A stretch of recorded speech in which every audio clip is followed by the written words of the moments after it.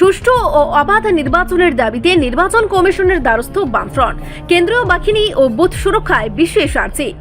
আসন্ন এডিসি এবং উপনির্বাচনকে কেন্দ্র করে রাজ্যের রাজনৈতিক পরিস্থিতি যখন ক্রমশ উত্তপ্ত হয়ে উঠছে, ঠিক সেই মুহূর্তে অবাধ ও শান্তিপূর্ণ ভোট গ্রহণের দাবিতে নির্বাচন কমিশনের কড়া নাড়ল বামফ্রন্ট। মঙ্গলবার বামফ্রন্টের এক উচ্চ পর্যায়ের প্রতিনিধি দল রাজ্য নির্বাচন কমিশনার এবং মুখ্য নির্বাচন আধিকারিকের সঙ্গে সাক্ষাৎ করে একগুচ্ছ দাবি সম্বলিত স্মারকলিপি পেশ করেন।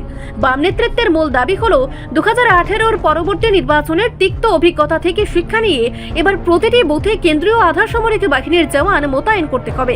এদিন মেলারমাঠ পার্টি অফিসে আয়োজিত এক সাংবাদিক সম্মেলনে উপস্থিত হয়ে বামফ্রন্ট আহ্বায়ক মানিক দে অত্যন্ত স্পষ্ট ভাষায় জানান যে বর্তমানে রাজ্যে এক অভূতপূর্ব ও উদ্বেগজনক পরিস্থিতি বিরাজ করছে, যেখানে বিরোধীদের উপর লাগাতার আক্রমণ এবং গণতান্ত্রিক পরিসর সংকুচিত হওয়ার ঘটনা নিত্য নৈমিত্তিক হয়ে দাঁড়িয়েছে। তিনি অভিযোগ করেন, বর্তমান আইন শৃঙ্খলার চরম অবনতির মধ্যে সাধারণ মানুষের পক্ষে নির্ভয়ে ভোটাধিকার প্রয়োগ করা প্রায় অসম্ভব যদি না নির্বাচন কমিশন কড়া পদক্ষেপ গ্রহণ করে। মানিক দে আরও জানান যে প্রতিটি রাজনৈতিক দল যাতে সমানভাবে প্রচারের সুযোগ পায় এবং প্রার্থীরা যাতে যথাযথ নিরাপত্তা বা পিজি পান তা নিশ্চিত করতে হবে। ভোট গ্রহণের দিন পোলিং এজেন্টরা যাতে নিরাপদে বুথে পৌঁছতে পারেন এবং সারাদিন সেখানে অবস্থান করে নির্ভয়ে বাড়ি ফিরতে পারেন, তার দায়িত্ব প্রশাসনকেই নিতে হবে। সেই সঙ্গে বুথ এলাকায় ওয়েবকাস্টিং এবং স্ক্যানারের ব্যবস্থা করারও দাবি জানিয়েছেন তিনি। বামফ্রন্টের মধ্যে নির্বাচন কেবল নামমাত্র প্রক্রিয়া নয়, এটি যেন মানুষের কাছে উৎসবের মেজাজে ফিরে আসে। সিপিআই রাজ্য সম্পাদক মিলন বৈদ্য এই প্রসঙ্গে যোগ করেন যে পুলিশকে নিছক দর্শকের ভূমিকা ত্যাগ করে সক্রিয় হতে হবে এবং নির্বাচনের নামে টাকার খেলা বা প্রভাব খাটানো কঠোর হাতে বন্ধ করতে হবে। বিরোধী দলনেতা তথা সিপিআইএম রাজ্য সম্পাদক জিতেন্দ্র চৌধুরী এদিন তিনি শাসক দল বিজেপি এবং তীব্রমতার আতাত ও প্রশাসনিক ব্যর্থতা নিয়ে তীব্র কটাক্ষ করেন। তিনি অভিযোগ করেন, বিধানসভার অধিবেশন চলাকালীন অবাধ ও সুষ্ঠু নির্বাচনের জন্য আপিল করা হলেও স্পিকার বা শাসক পক্ষ তাতে কর্ণপাত করেননি, বরং বিষয়টি নিয়ে ব্যঙ্গ করা হয়েছে। জিতেন্দ্র চৌধুরীর দাবি, 2018 সালের আগে রাজ্যে নির্বাচনের যে উৎসবমুখর পরিবেশ ছিল তা ফিরিয়ে আনা এখন বড় চ্যালেঞ্জ। তিনি বর্তমান প্রশাসনিক ব্যবস্থার সমালোচনা করে বলেন যে বিজেপি রাজ্যের প্রায় 200টি পার্টি অফিস খাস জমিতে তৈরি করেছে এবং উন্নয়নের অর্থ লুটপাটে মত্ত রয়েছে। টিপ্রাল্যান্ড বা গ্রেটার টিপ্রাল্যান্ডের মতো সস্তা স্লোগান দিয়ে সাধারণ মানুষকে বিভ্রান্ত করা হচ্ছে বলেও তিনি তোপ দাগেন। এমনকি জনজাতি এলাকায় উন্নয়নের টাকা কোথায় যাচ্ছে তা নিয়েও তিনি মথা ও বিজেপির পারস্পরিক কাদা ছোড়াছড়িকে নাটক বলে অভিহিত করেন।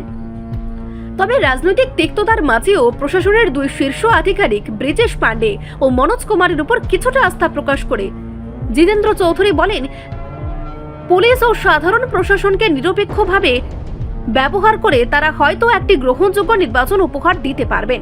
বামফ্রন্টের প্রতিনিধি দলে উপস্থিত ছিলেন আরএসপি রাজ্য সম্পাদক দীপক দেব এবং ফরওয়ার্ড ব্লকের রঘুনাথ সরকার। সামগ্রিকভাবে বামফ্রন্টের এই তৎপরতা বুঝিয়ে দিচ্ছে যে আসন্ন এডিসি নির্বাচনে তারা কেবল প্রতিদ্বন্দ্বিতাই করছে না, বরং জনগণের ভোটাধিকার রক্ষার লড়াইকে আন্দোলনের পর্যায়ে নিয়ে যেতে চাইছে। এখন দেখার বিষয়, বামফ্রন্টের এই দীর্ঘ দাবিপত্র খতিয়ে দেখে নির্বাচন কমিশন কেন্দ্রীয় বাহিনী মোতায়েন বা নিরাপত্তার বিষয়ে কী ধরনের চূড়ান্ত সিদ্ধান্ত গ্রহণ করে। দেখুন, আমি আগেই বলেছি রাজনৈতিক কথা বলবো না।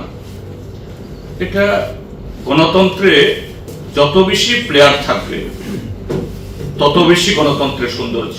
হ্যাঁ, অবশ্যই সেই প্লেয়ারদের ফেয়ার প্লে হতে হবে, নিয়ম মেনে তাদেরকে খেলতে হবে, হ্যাঁ, যেন ফাউল না করে। তো এই জায়গায় যদি বলেছিলাম তো বলতে বাধ্য হচ্ছি যে আমাদের কাছে মথা এবং বিজেপি আমরা দুটোকে আলাদা করে দেখছি। এটা একই মুদ্রার একই প্রকৃতি।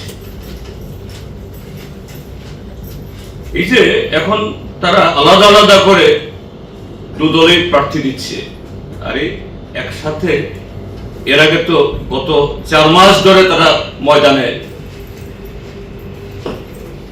মহাভারতে যুদ্ধ করেছে। জেনে শুনেই তাদের নেতৃত্ব, তাদের সাধারণ সমর্থক সরলমতি, তাদের দোষ নেই, সাধারণ সমর্থকদের তাদের ভিতরে যুদ্ধ লাগিয়েছে।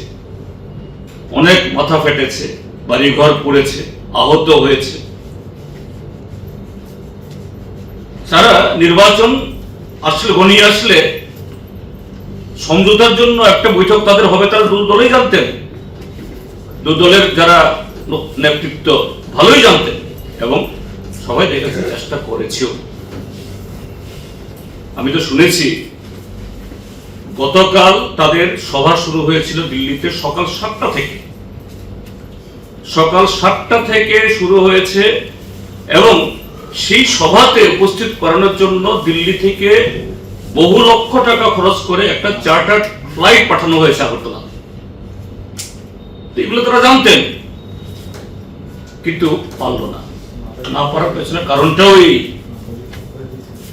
8 বছর ধরে সারা রাজ্যে এডিসিতে গত 5 বছর এত ধোঁকাবাজি, এত অসত্য কথা, এত দুর্নীতি, এত অনৈতিকতা। একটা জোট সরকার আছে, 3টা দল। ত্রিপুরা কথা দাবি কি? Greater Tripura lane. আইপিএফ এর দাবি ত্রিপুরা লেন, আর বিজেপি নো ত্রিপুরা লেন। তো Tripura land, greater Tripura land, no Tripura land, একটা থেকে একটা আলাদা, কিন্তু আবার একসাথে সরকার করছে, লুট করছে, সেখানে কোনো বিরোধ নেই। এখন বাইরে এসে বলছে, বিজেপি বলছে মাথা খেয়েছে, মাথা বলছে বিজেপি সব লুট করেছে। তো এই যে পাপ, জনগণের বিরুদ্ধে, সংবিধানের বিরুদ্ধে, ব্যবস্থার বিরুদ্ধে, এতে এরকম একটা পরিস্থিতি তৈরি হবে, তাদের তৈরি করা। কিন্তু ইতিমধ্যেই তাদের চরিত্র সম্পর্কে, তাদের রাজনৈতিক দর্শন এবং তাদের লক্ষ্য সম্পর্কে পরিষ্কার। এডিসি যে উদ্দেশ্য তৈরি হয়েছিল, এডিসি মানে শুধু এডিসি 3টা ওয়ার্ড না, 3টা অ্যালফাবেট না। এই এডিসির পেছনে শত শত মানুষের আত্মবলিদান, শহীদান, লড়াই, সংগ্রাম। ত্রিপুরাজ্যের পিছিয়ে পড়া 1400 বছর রাজাদেরকে যারা ভগবান জ্ঞানে দেখেছিল, তারা এই অংশের মানুষকে একেবারে ফকিরে পরিণত করে দিয়ে গেছিল। তাদেরকে, তাদের অস্তিত্ব রক্ষা, তাদের ভবিষ্যৎকে সুরক্ষিত করার জন্য এডিসি। কাজে এডিসি এটাকে নিয়ে তাদের এই ছেলে খেলা স্বাভাবিক। রিপোর্ট সংবাদ প্রতীক্ষা।